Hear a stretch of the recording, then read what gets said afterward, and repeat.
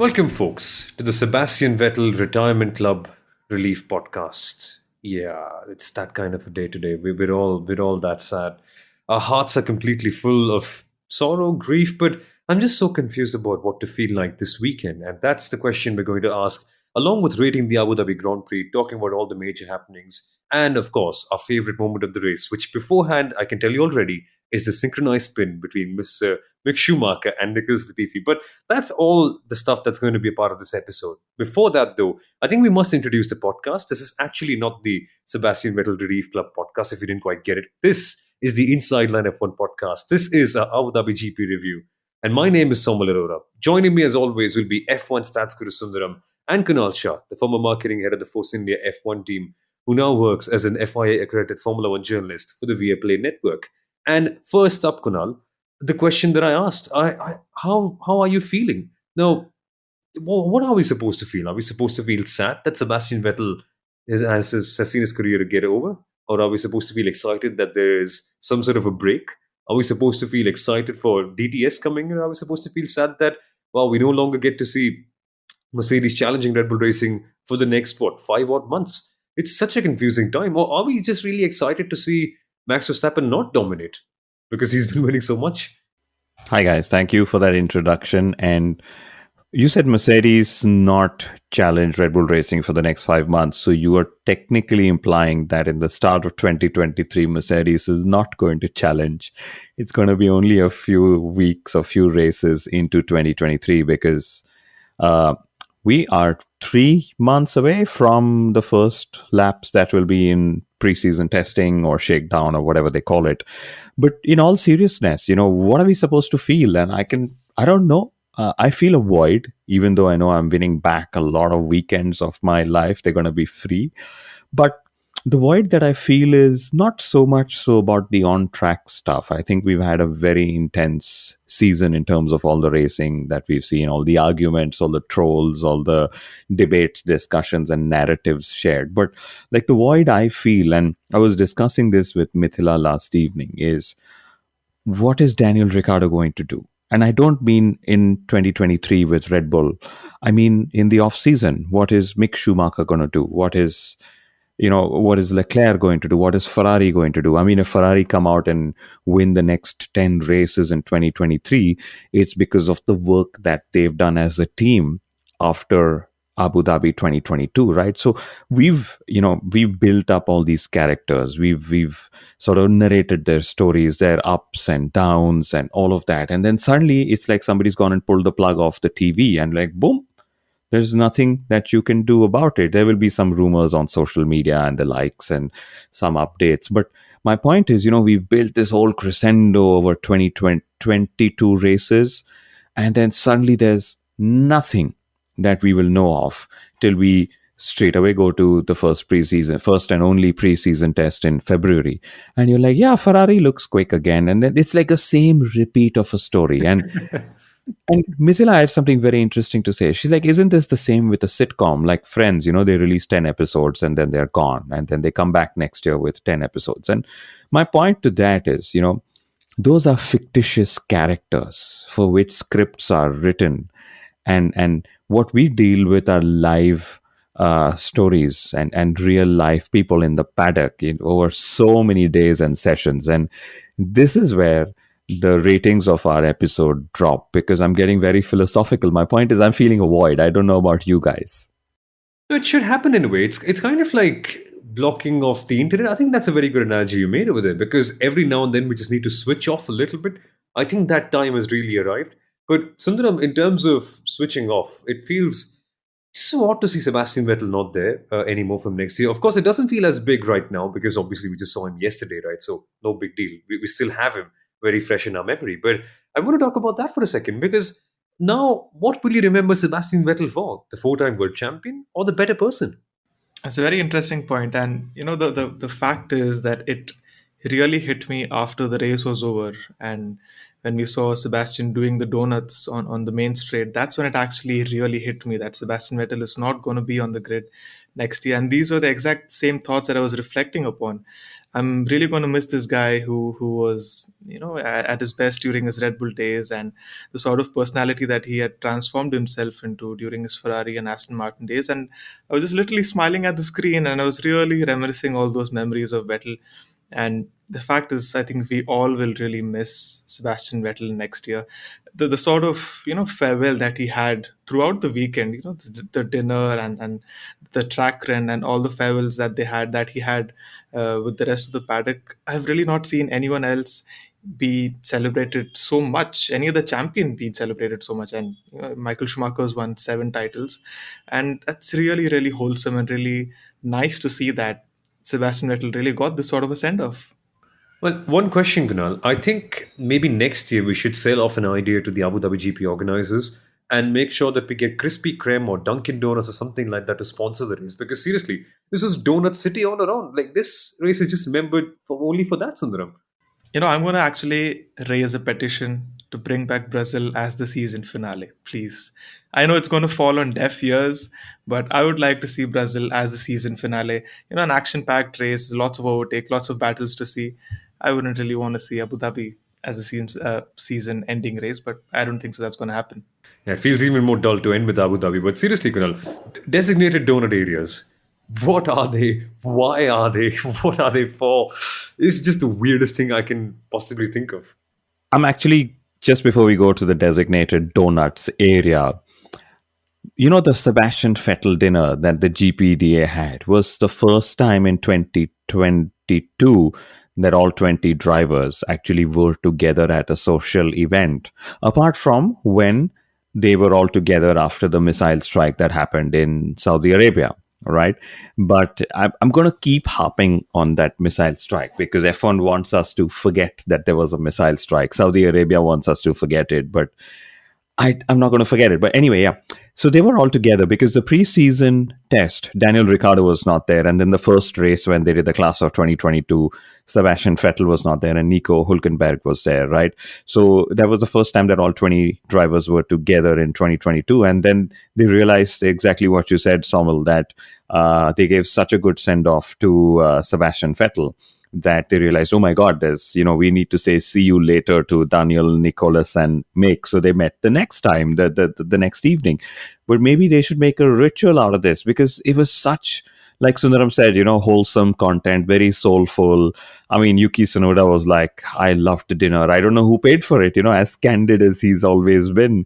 There were rumors about the bills that got leaked on socials and Lewis initiated it and Lewis took the tab for it or whatever. But the fact is, it was so lovely to see all of them do that. And maybe they should just make a ritual out of it.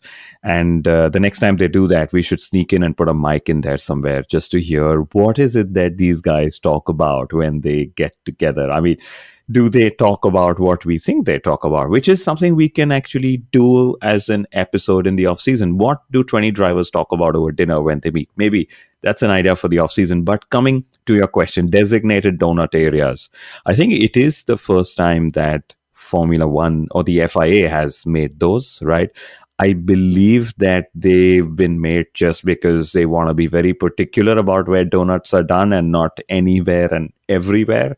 But I don't know if these were circulated to all the drivers because Mick Schumacher and Daniel Ricciardo were actually doing donuts in another area, right? So I don't know if they will get a reprimand for that or what or not. But donuts were welcome, I would say.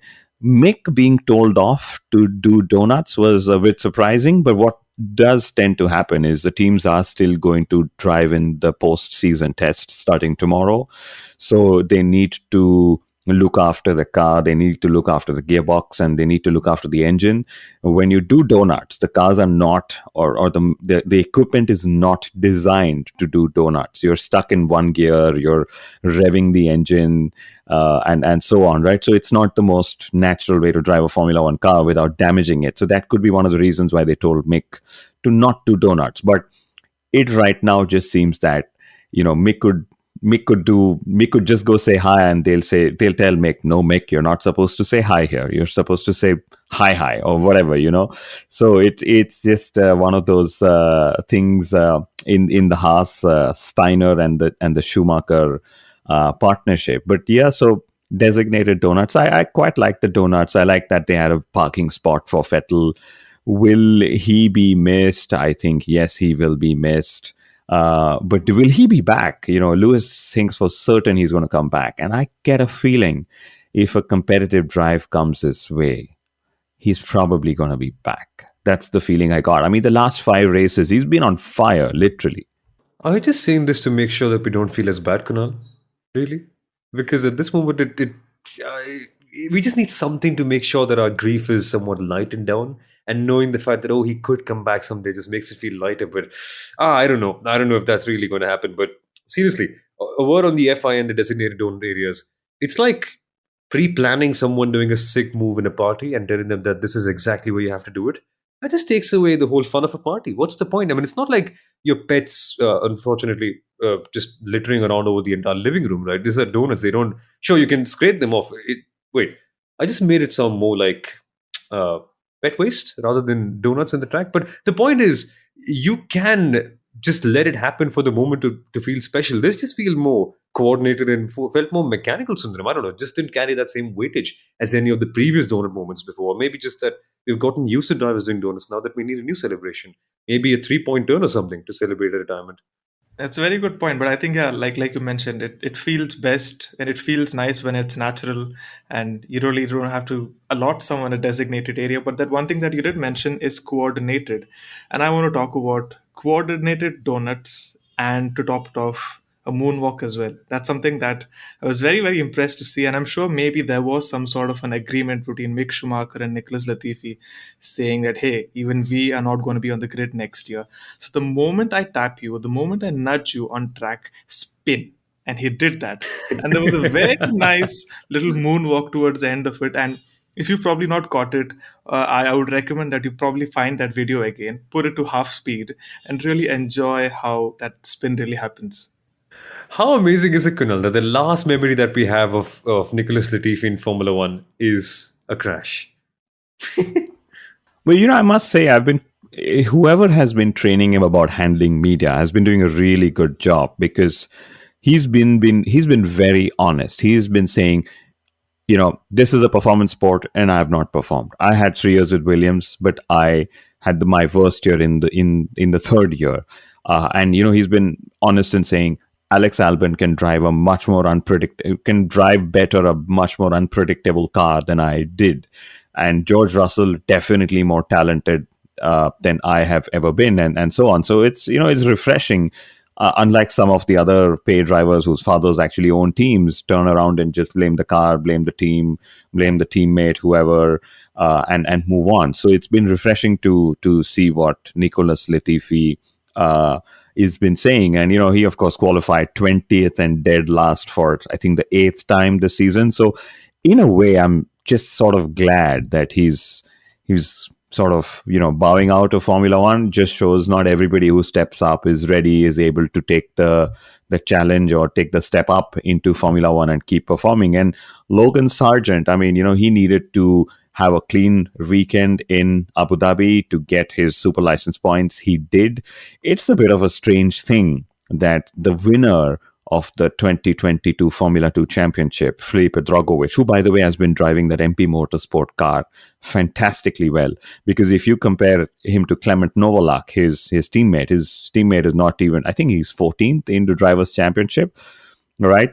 But Drogovic has no clue when he's going to drive in Formula One. And he's Brazilian, a very key Formula One market.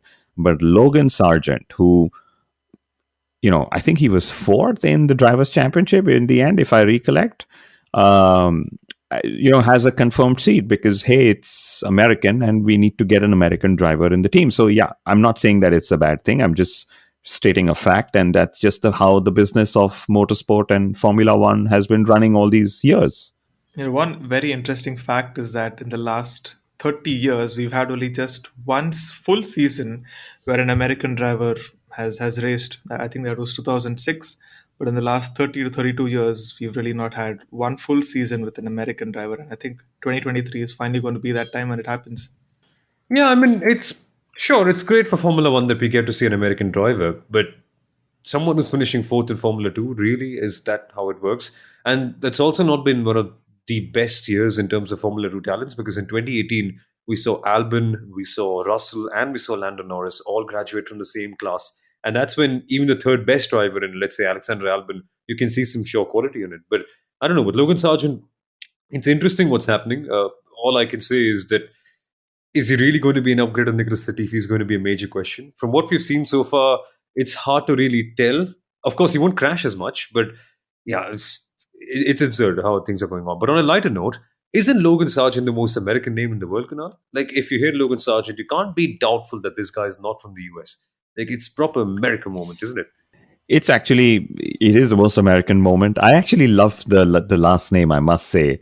And for all those listening to us from the southern part of India, Sar, which is going to be SAR, his initials, is a very, very local way of saying sir. It's just how it sounds. So they do mean SIR, but it just sounds like SAR, which is what his initials will be. I'm excited to see what's the car number he's going to have. But I am eager. I mean, to see how well he does, how he steps up, whether it's a Latifi or a Russell or whatever he's going to do.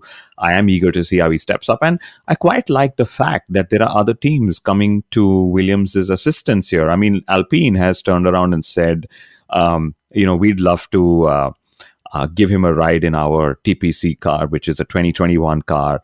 Of course, Alpine is going to charge Williams some money for it. But so Logan Sargent is just going to get some more miles under his belt. And, we got one new driver next season. Actually, not just one, no? Two, because Nick de Vries, he got literally shipped off and delivered to AlphaTauri. I think we need to do this sort of ritual every single time, right? Whenever a driver changes a team, after they've done celebrating, ship them off in one of those little transporter things. I don't know what the exact term for them is. Strap them up and lay them down in the garage of the next team. I think that, Sundaram, needs to be a ritual that we need to see every single time. But if that were to happen, where would you lay off Daniel Ricciardo or Nicholas Latifi or Mick Schumacher in that case? I absolutely don't know. But what happened yesterday was a very nice thing that we saw. It's something that we've never seen before. Very innovative, I would say, that Mercedes ended up doing. And it was quite quick also after the race had ended. And they also dropped him in the marina, I suppose. So there's a very interesting thing that I saw on social media, that whenever someone changes teams from Mercedes, they always have to take a dip in the marina. But yeah, pretty interesting scenes yesterday. Yeah, exactly. And now, for a second, I want to talk about Sergio Perez, because we're so far into this episode that we haven't talked about the P2 battle now. Anticlimactic, I think, is the word that we're going to use for it, isn't it, Kunal? Because the way it started off, it seemed like there was a genuine chance that Perez could make it a Red Bull 1-2 for the first time ever. But then degradation came in the way. Just how disappointing must that be in the broader scale of things? Because Red Bull all year round have appeared like the best car. I disagree. I disagree that it was degradation that came in the way. I would say that it was Max Verstappen who did not come in the way of Charles Leclerc, when he could have actually. I meant teammate relation degradation, not tires. Oh, yeah. Okay. Then that's... But I think, Perez knows he doesn't really have a chance elsewhere just yet. Okay, so he's got to stick with whatever Red Bull stick him with, I would say, right? But the key question is, Max Verstappen said post-race, it wouldn't have been fair racing to block Leclerc on track and slow him down, right? The most interesting thing here is he forgets that last year he called Checo a legend for doing exactly that, for slowing Lewis Hamilton down. I mean, Lewis Hamilton called it dangerous racing, but you could see how much Checo was driving slowly in the third sector of the Yas Marina circuit, just so that Max could catch up. And then that took away some strategy options from Lewis Hamilton under the safety car and so on. Could they have done that? Should they have done that? It's the question. But the truth is, this was the best effort basis from Red Bull, from Max, from Checo.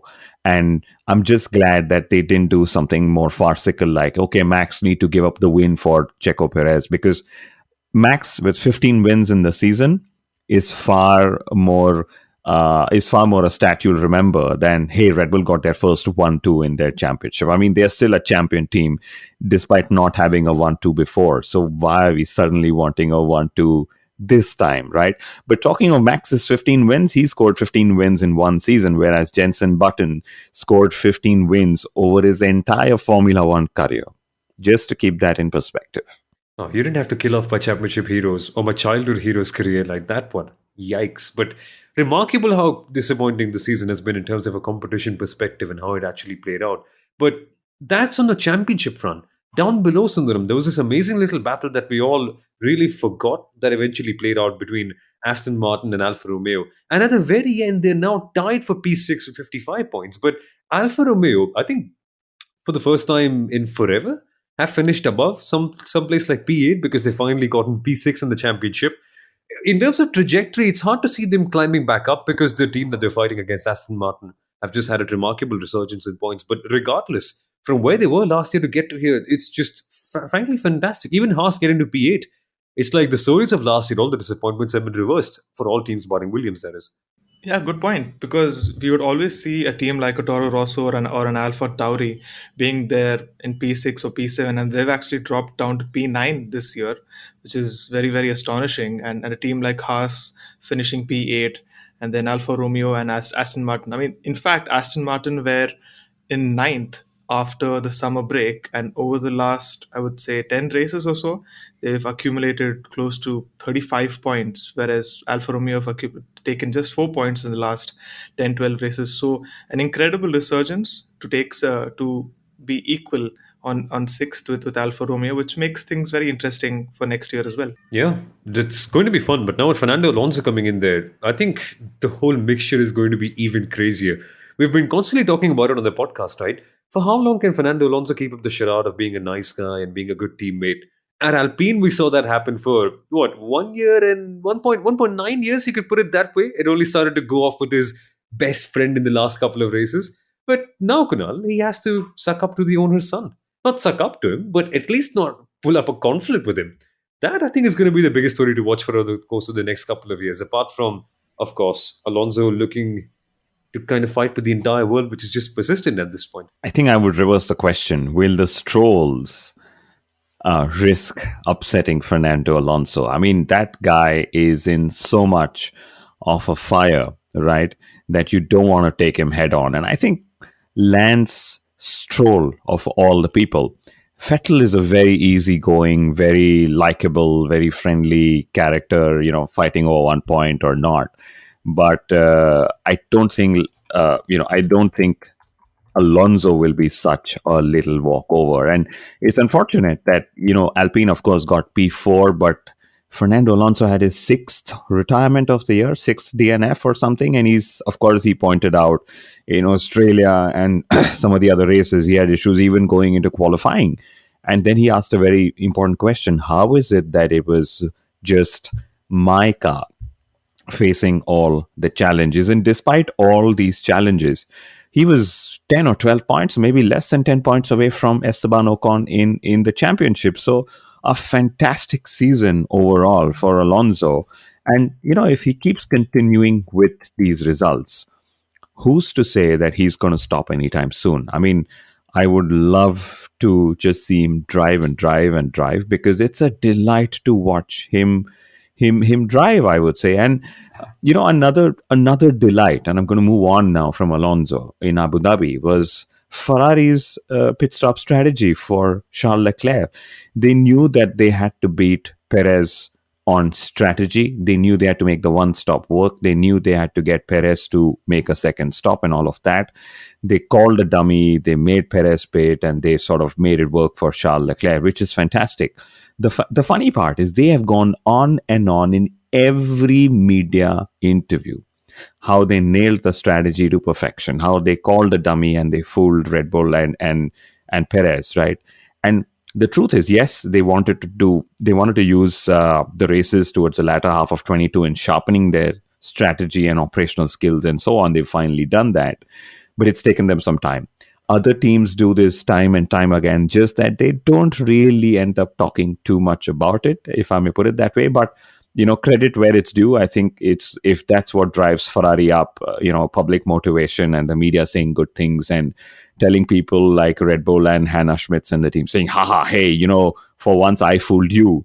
If that's what drives them, why not? Something that really caught my eye in the press conferences and even the interviews after the race is Charles Leclerc and Mattia Binotto time and time mentioning that they finally got their time management right this time and they had the pace, which is something that I don't really remember when was the last time they mentioned, because after the new technical directive came in Belgium, they've always had some trouble when it came to tire degradation. And yesterday they finally say, "Oh, the time management's been great." So that's something that was lesser heard in the last several races.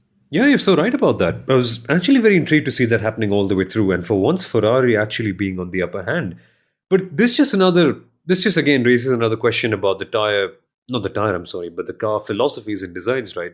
Because now that Ferrari have some glimmer of hope in the last race, will they sort of continue with the same concept? At this point, of course, most people have decided what they're going to do. But I think this question is better yet asked for Mercedes, who now have at least one win in their bag.